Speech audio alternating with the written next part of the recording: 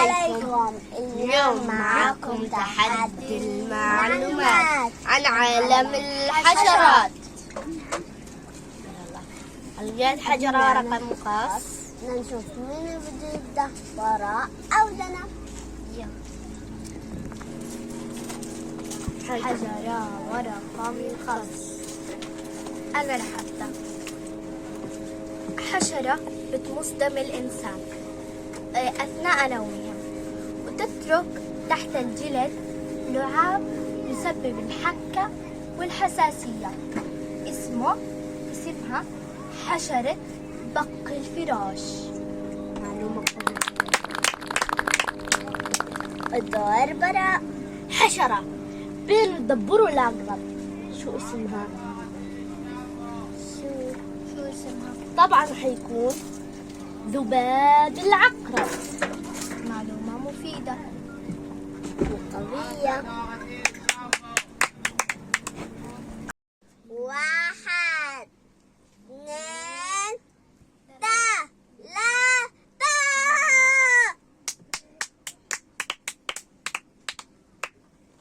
وهلا دار جنى. حشرة لا تسبب أي ضرر، ولكن منظرها غير مستساغ، وهذه الحشرة تعيش في المروج. اسمها حشرة الجندب. معروفة. لقيت دوري. وهلا دور براء. حشرة بتنط بين أفرع وأوراق الأشجار، لا يراها معظم الناس. اسمها حشرة النقماط.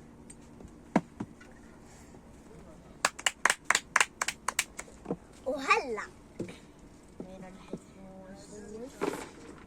1 2 3. لأنه كانت معلومة. وهلا دوري أنا. هلا رح احكي لكم معلومه رح تبهركم.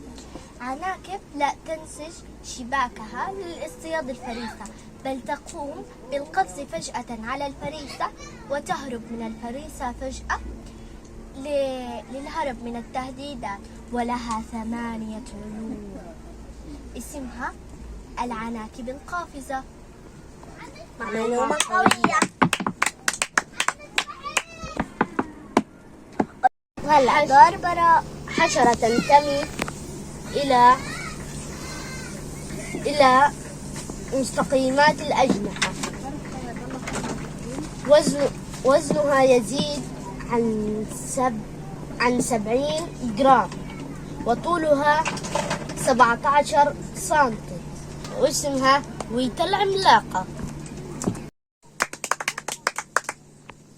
نشوف مين الفايز. طبعا 1 2 3. مبروك.